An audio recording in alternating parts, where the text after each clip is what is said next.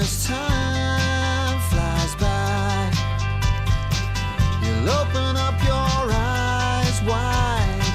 You feel it's gonna go your way. Hey, hey, it's a brand new day. Hey, hey,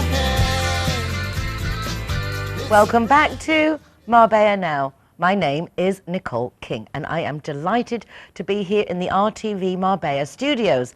However, today I have a special treat for you once again, and I'm taking my camera and going out and about to show you more of what's going on in Marbella Now. Well, finally, I'm here in Malaga and on my way to the English cemetery to meet up with Liz Parry.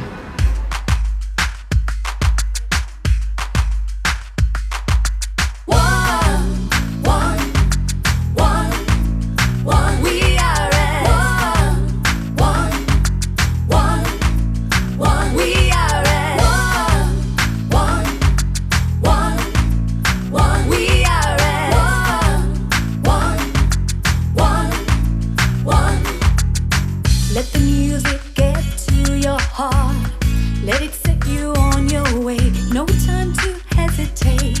We are all the same. So much trouble tearing us apart. Poison arrows shoot straight to your heart. We can change if we try. Just believe it's worth your time.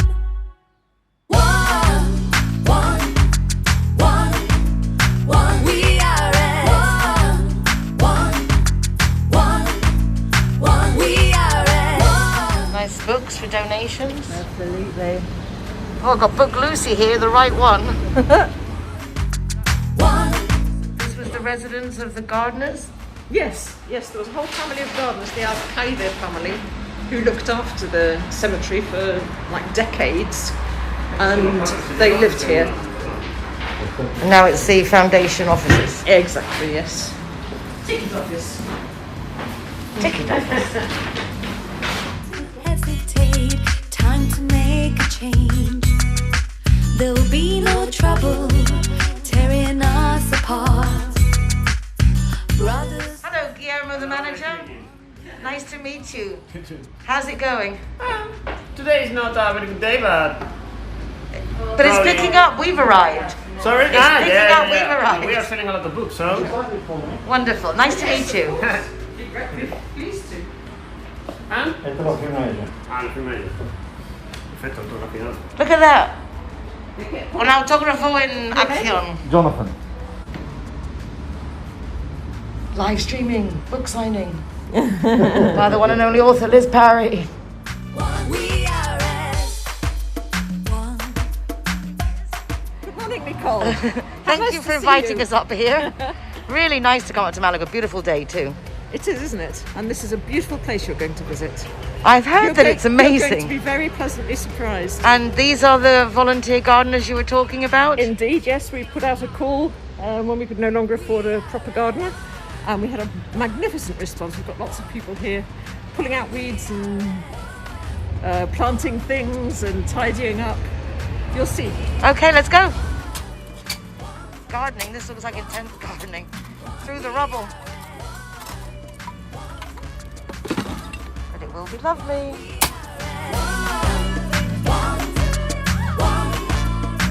We are as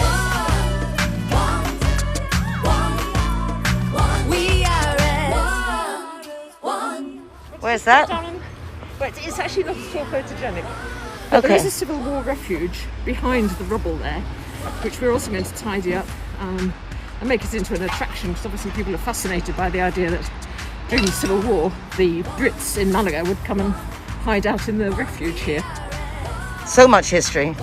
So much history. Probably haven't got time to tell you it all today, Nicole. Then we'll have to come back another time as And well. This is Caroline, who knows as much about the history. of Hi, the cemetery Caroline. as anybody. She actually wrote her thesis about the graves in the cemetery and the epitaphs. Yeah. It's really, I'm looking forward to going in and getting the feel. Yes, it's definitely got a feel. It does it? Are there any known ghosts in the cemetery? I haven't heard of any, but it's a very peaceful place. Okay, so whatever there is, it's with good energy. I think everybody's at rest. How could you not be in this idyllic area? Thank you. Nice to meet you, Caroline. It's worth your time.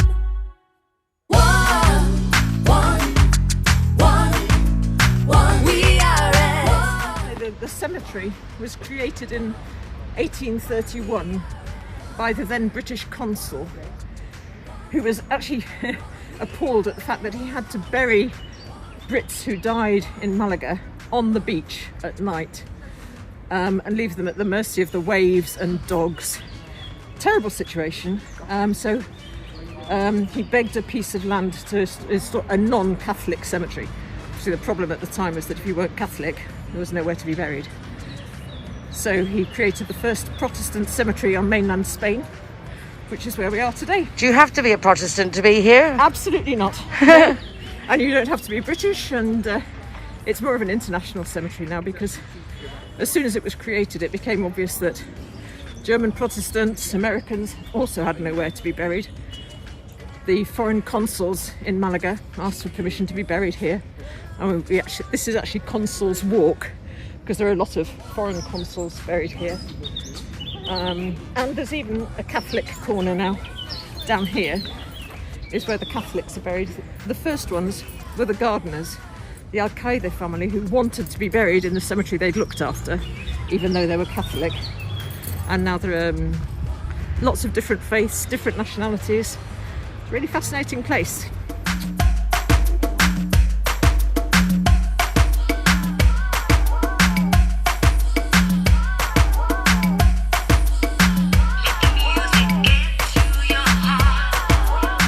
Hello, Neil. How are you? Very well. Lovely to see you, Nicole. Lovely to see you too. It's my first time here, and I just figured, well, I'm only down the road in a couple of hours once a month for the community. Do you have green fingers? No, does it look like it? I have now. But no, but I think it's nice to do it. It's a nice time of year to do it. If someone's got a spare hour and wants to drive up the coast, now we can move around.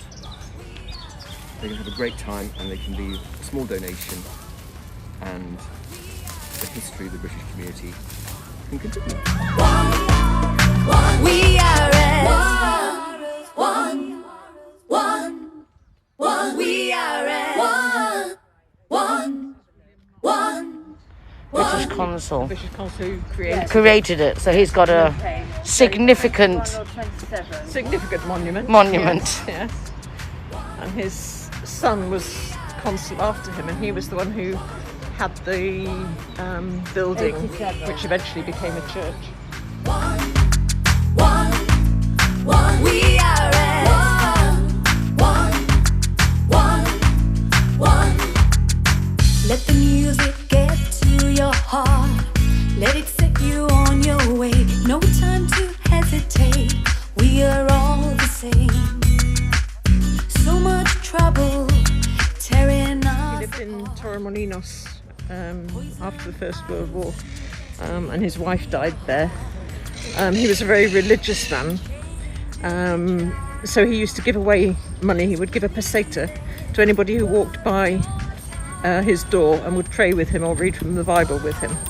And he got through his fortune that way. He gave away so many pesetas to the needy of Torremolinos. When he died, the building where he lived became the first hotel in Torremolinos, Santa Clara. And the people who took it over, who were actually his servants who'd been looking after it, had to put up the monument to him. Eventually he became a favoured son of Torremolinos, and the Ayuntamiento came and took an interest in the grave, which is why it looks quite new now. Wow, there's amazing stories. He's a pioneer of tourism in Torremolinos, yes. For no other reason, if that, to come and pay respects to people who've been so significant in our community. Indeed. For us to get where we are today. Brothers, sisters, one beating heart. We can change. It's a monument to Annie Pleuse, so we call her Annie's Angel. She's obviously pointing upwards to the path Annie's taken. Annie was the wife of one of the creators of the Seville football team. Seville was the first federated football team in Spain, but it was set up by Brits in Seville, and her husband played for it. We're responsible for so many things. Indeed, football particularly. That's a nice anecdote. Yeah. Annie's Angel. Thing is, you're going to run out of film, Nicole, because there are so many stories here. Keep going, keep going. Okay, look, that one down there. To show you Dr. Noble.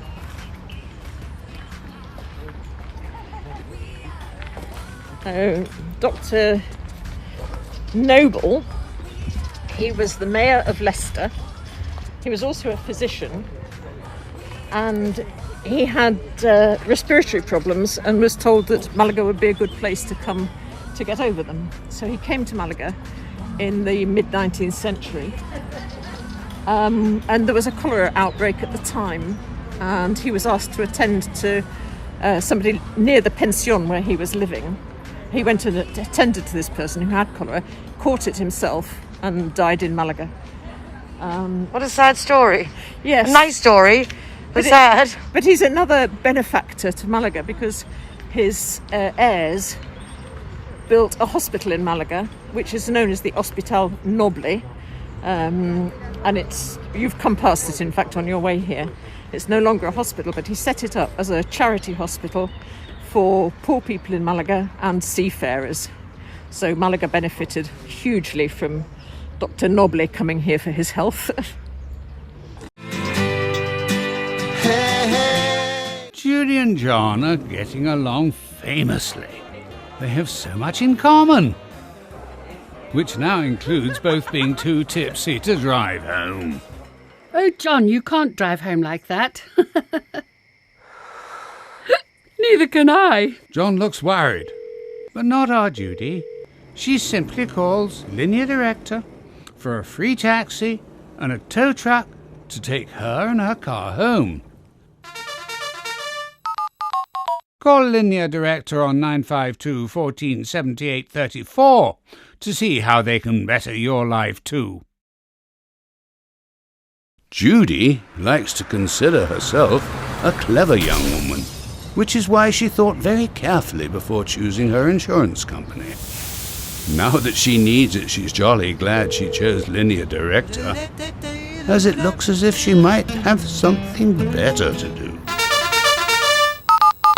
Why don't you be clever, like Judy? Call Linear Director on 952 14 78 34 and see which policy is best for you. Hi guys, Ross here from Hogan Stand. Proud to be a member of the Zero Hero campaign, and we recommend everybody. Nobody drives drinking. Everybody who drives a car doesn't have any alcohol in their system, and we're proud to sponsor the Zero Hero program.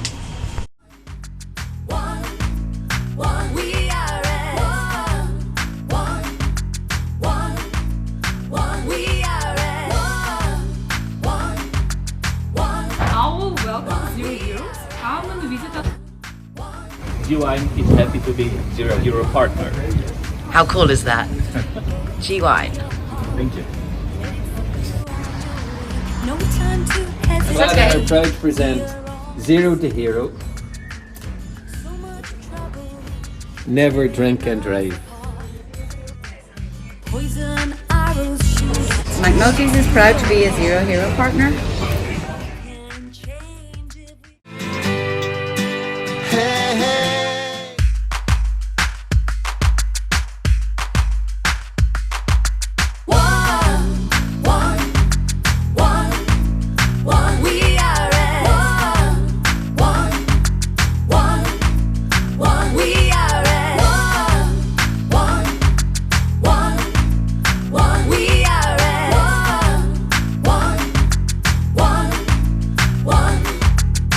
Let the music get to your heart.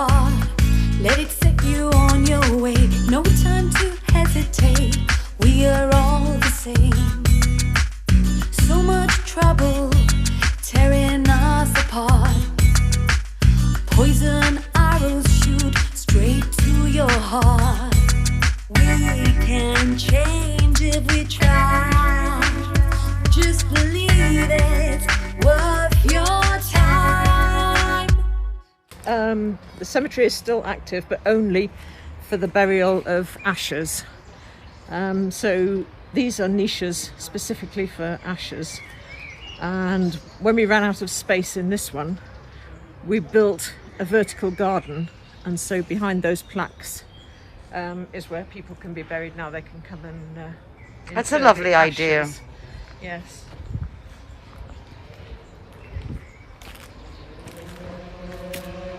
A lot of Spanish names. Yeah, because they're very recent. Obviously, to begin with, the cemetery was all foreign names, but the Spanish now have realised that there is actually a place here where they can be buried, and not in a church. If and someone not in wanted to Plaza change ashes from one place to another, is that possible? Mayor. Not sure of the law on that, but certainly if they've got ashes buried in Marbella and they can move them, then yes. Make a space for them here. Got lots of space. There's more. It's just so pleasant here. This is going to be a memorial garden. Again, when we get the funds, this is a memorial garden, and all this wall will be niches for ashes as well. And the garden will be properly tended. How do you finance the British Cemetery? Well, our main sources of finance were visits from tourists and local people, and cultural activities. We have guided tours, we take part in Noche en Blanco, anything, concerts. We've got an opera group who come and sing sometimes outside the church in the evening. So there's been lots of cultural activities, but at the moment the only finance we've got is through occasional burials of ashes. And weekends when we're open, so people want to come and visit at weekends. So is there a fixed price to come in or just donation? No, it's €5 to come in, except concessions, which are students and older people, and then it's €4. And volunteers obviously required for gardening. What other things can we do to help? Yes, if anybody would like to volunteer for gardening, anybody who knows about maintenance and bricklaying, just very important things that we can't afford to have done at the moment. They can also become a friend of the English Cemetery, which is very easy. You just go online to our website, find friends and sign up to be a friend. I think the minimum donation for that at the moment is like €20 a year, but obviously if anybody wants to give more, that's great. And donations, we've got a GoFundMe campaign happening at the moment, which you can also find through the website. That's about it, I think, Nicole. Okay, well, if we think of anything else, we'll add it in. And if anybody can think of any way they could help us, then let me know. Yeah, I see that builders and stuff like that would be really good for you right now. Yeah, indeed. We've already seen we've got lots of volunteer gardeners. And it's nice to see youngsters here But as it's well. a very, very big garden, so you can never have too many. Robert Boyd was a romantic hero. He lived in London. He was an Irishman. He was living in London, and he was friendly with a group of Spanish intellectuals mostly, who really wanted to come and depose Fernando VII, who was a total despot. And he funded an expedition to come to get a ship. They came round to Gibraltar with a group of people. They thought they would have a lot of support from Malaga, but they were actually betrayed. And when they got to the coast of Malaga, they realised that they'd been betrayed. They disembarked, they fled into the hills, but they were eventually caught.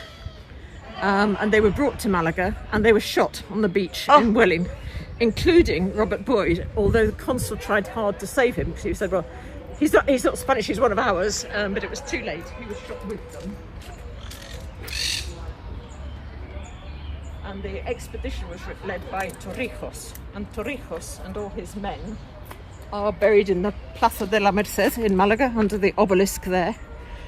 but the consul brought Robert Boyd's body to the English cemetery for burial. It's not actually here, it's in the old cemetery, which I'll show you. But it is, people relive through your stories if they're not told. It's interesting, it's so interesting, I love it. And the views. You can imagine, to begin with, before those buildings were there, everybody buried in this cemetery had a sea view. It was really close to the beach. It was on the road out of Malaga, very close to the beach. Introduce one of our cats to you. There, we've got lots of cats.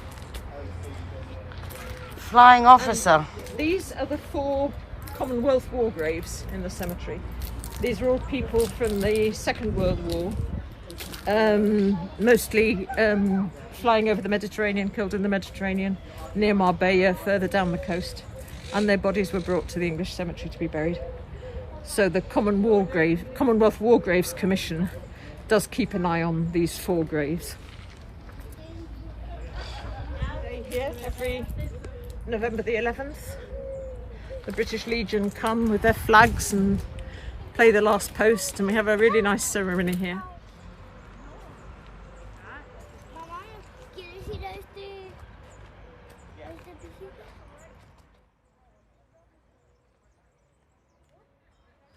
Lots of literary characters buried in the cemetery as well. Jorge Guillén, the famous Spanish poet, the generation of 27, and his wife, who was an Italian writer, and he asked specifically to be buried in the English cemetery because he knew it and loved it. He was actually from Valladolid but lived in Malaga and asked to be buried here.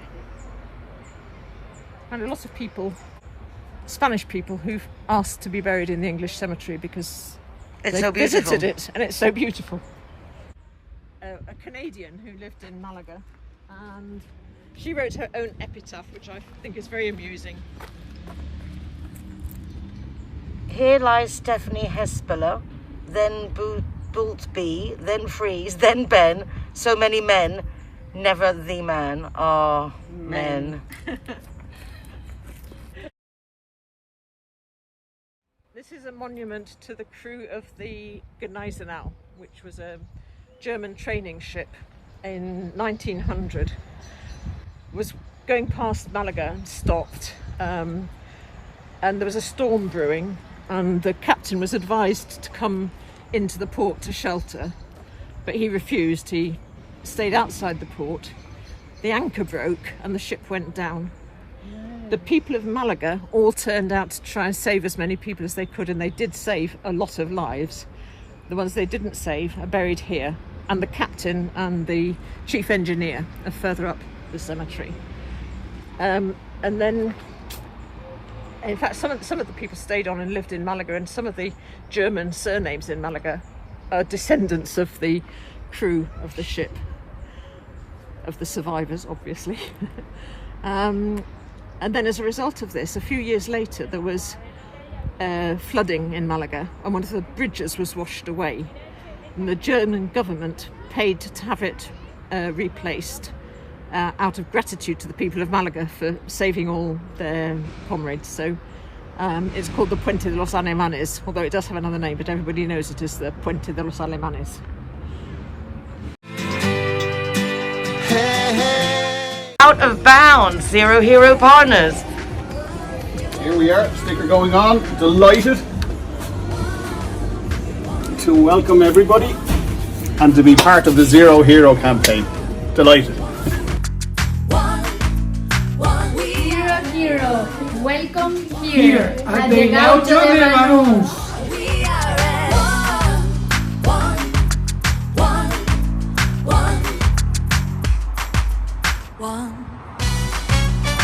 Welcome to Lemongrass, Doña Lola. Thank you very much.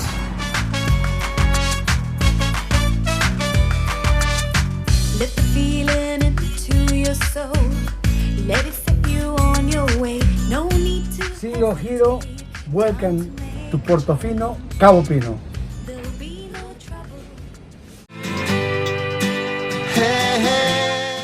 We're going into the original cemetery, the original precinct built by William Mark.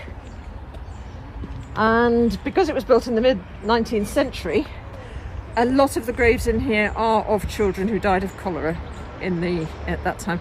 A lot of children died young anyway then, but there was a cholera epidemic. So there's a family of 3 children, all buried, all died within months of each other.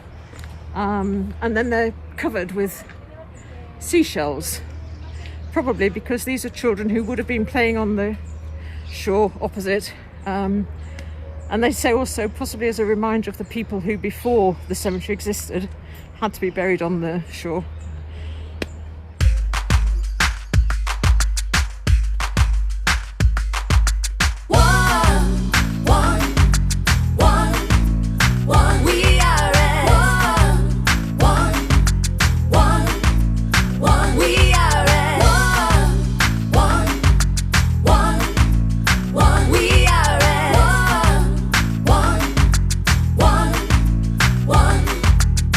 Let the music get to your heart. Let it set you on your way. No time to hesitate. We are all the same. So much trouble tearing us apart.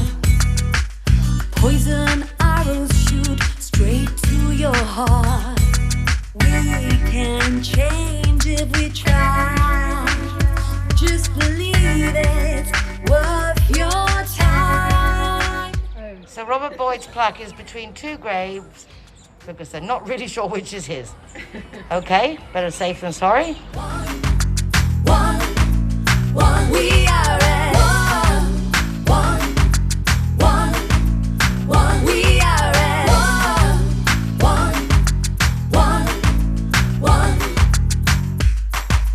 one.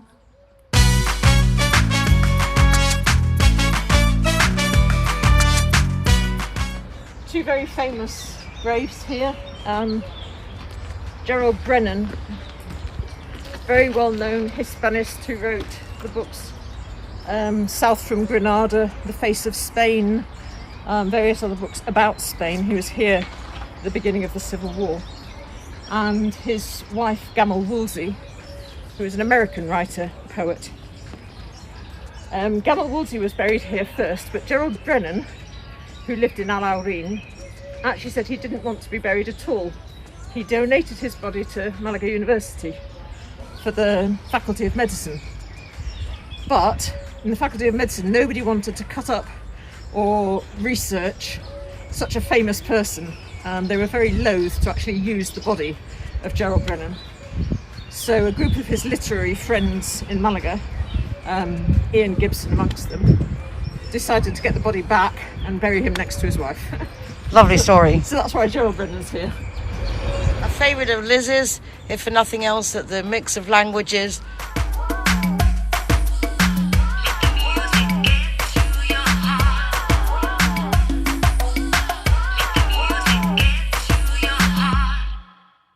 We are at one. She lived in Malaga as a child before the First World War. Her father was a German doctor who lived and worked here. But during the First World War, he went back with the family to Germany. She never returned to Malaga until she died. She died when she was 100, I think. But she asked to be brought to Malaga to be buried because her 2 young brothers were buried here. Oh. But she said she never wanted to come back before then because she wanted to remember Malaga the way it was when she was a child. Beautiful story. And she was an actress in the silent movies. Very well known. And also her brother, I think, one of her other brothers was a famous movie star. One, we are at one, we are at one. Let the music get to your heart. Let it set you on your way. No time to hesitate. And now the hard workers are being rewarded. So we're finished. I didn't do anything. But volunteers have finished gardening and hi, what's your name? Hi, Victoria. Hi, Victoria.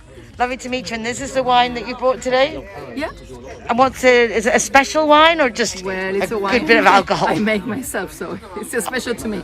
It's a Verdejo from Breda with. Well, Verdejo's my thing. I definitely want to try. You make it yourself. Yes. And the label is beautiful. Sur-Lise, the label has a story, which is bound to the harbor of Malaga. This is a Cristeta Boulange, a Romanian spy. Was almost caught here in Malaga, in the Empress of Japan. Wow. Let's see. That's a lovely little anecdote. 1930 something. And why did you choose that for your wine? Because I live in Malaga. Because I always lived in opposite the harbor. So where can we get it? Across. Huh? Where can we get it? Your wine? Why? Where? In my winery. I have a winery here in Malaga where I make Malaga wines. Oh wow! Perhaps I can visit you one day and do some recording there. You're invited. I'd love that. I think people would love that too. Thank you. Okay, thank you.